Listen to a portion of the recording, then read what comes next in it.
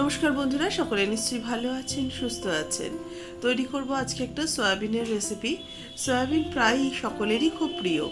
এই রেসিপিটা দারুণ খেতে হয়। আজকের রেসিপির নাম হচ্ছে সয়াবিন দোপেয়াজা। একদম কিন্তু অনেকটা চিকেনের মতো লাগবে খেতে। রেসিপিটা ভালো লাগলে লাইক করবেন, শেয়ার করবেন। যারা নতুন দেখছেন চ্যানেলটাকে সাবস্ক্রাইব করে নেবেন। রুটি, পরোটা কিংবা ফ্রাইড রাইসের সাথেও বেশ ভালো লাগবে এরকম সয়াবিন দোপেয়াজা।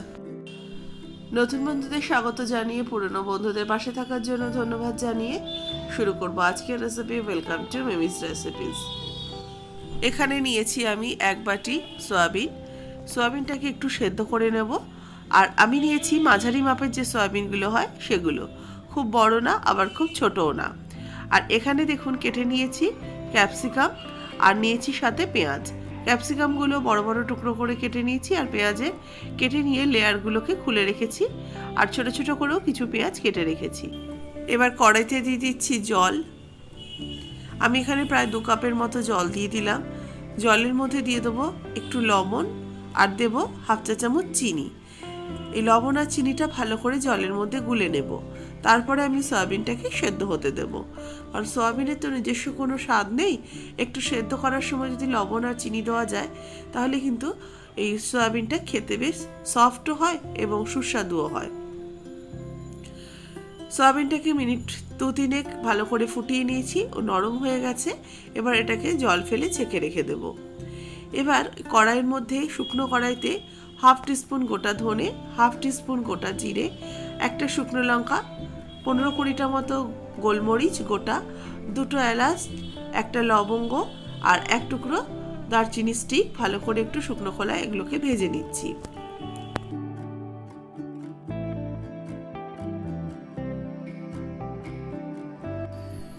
এটা ভাজা ভাজা হয়ে গেলে এবার একটা মিক্সিং জারের মধ্যে দিয়ে এটাকে আমি পেস্ট করে নেব।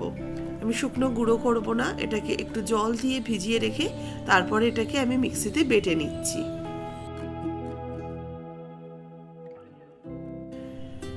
দেখুন এটা বাটা হয়ে গেছে। এবার এটাকে রেখে দিয়ে এবার আরও একটা পেস্ট করে নেব। তার জন্য জারের মধ্যে নিয়ে নিয়েছি আদা কুচি করে আর 2-3টে কাঁচা লঙ্কা আর তার সাথে নিলাম 5-6টা রসুন। একসাথে কাঁচা লঙ্কা আদা রসুনটাকে পেস্ট করে নিলাম।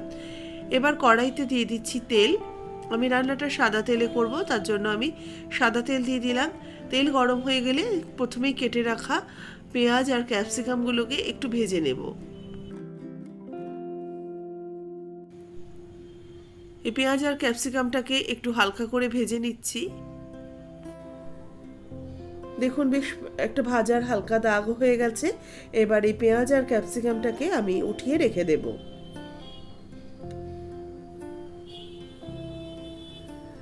তারপরে এই যে অবশিষ্ট তেলটা রয়েছে এতেই বাদবাকি রান্নাটা করব। গোটা জিরে আর একটা শুকনো লঙ্কা ফোড়ন দিয়ে দিলাম।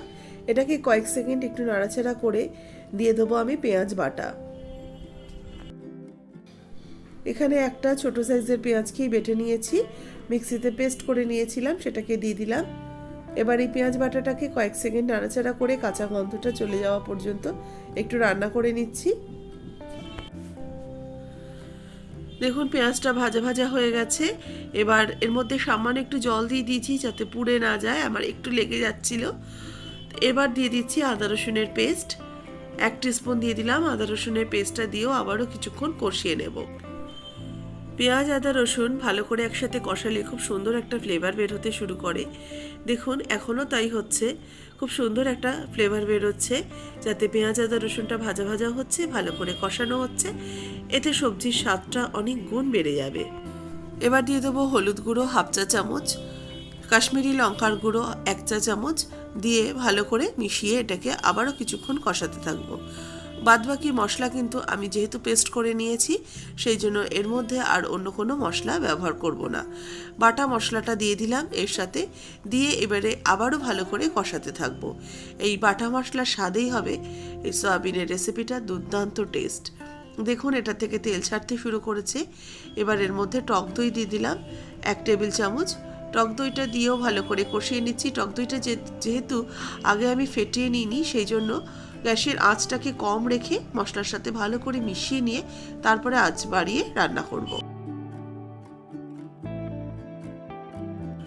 3-4 মিনিট সময় ধরে মশলাটাকে খুব ভালো করে কষিয়ে নিয়েছি। বেশ মাখা মাখা হয়ে গেছে, তেল ছাড়তে শুরু করেছে। এবার এই সেদ্ধ করে রাখা সয়াবিনটা অ্যাড করে দিলাম। সয়াবিনটা দিয়েও মশলার সাথে আবারও কিছুক্ষণ কষাবো, কারণ আগেই বলেছি সয়াবিনের মধ্যে কিন্তু নিজস্ব কোনো স্বাদ নেই। ওকে বেশ মশলা দিয়ে রান্না করলে তবে গিয়ে ওর মধ্যে সমস্ত কিছু ঢুকলে তবেই ওর স্বাদটা সুন্দরভাবে আসে। এবার স্বাদ মতো লবণ অ্যাড করে দিচ্ছি এর মধ্যে, আর দেব 1/2 চা চামচ চিনি। ভালো করে এগুলোকে সয়াবিনটাকে কষিয়ে নিয়ে ঢাকা দিয়ে দিচ্ছি। ঢাকা দিয়ে এটাকে হতে দেব 5 মিনিটের জন্য মিডিয়াম টু লো ফ্লেমে। 5 মিনিট পর ঢাকাটা খুলে নেব। সয়াবিন থেকেও তেল ছাড়তে শুরু করেছে, সয়াবিনও কিন্তু বেশ কষানো হয়ে গেছে। এবার এর মধ্যে দিয়ে দেবো ঈষদুষ্ণ গরম জল। জলটা দিয়ে ভালো করে নাড়াচাড়া করে সয়াবিনটাকে এবার ফুটতে দেব। খুব ভালো করে মিশিয়ে নিলাম সয়াবিন আর মশলাটাকে। এবার ঢাকা দিয়ে দিলাম 5 মিনিটের জন্য। 5 মিনিট পর ঢাকাটা খুলে নিচ্ছি। দেখুন সয়াবিনটা বেশ ফুটতে শুরু করে দিয়েছে।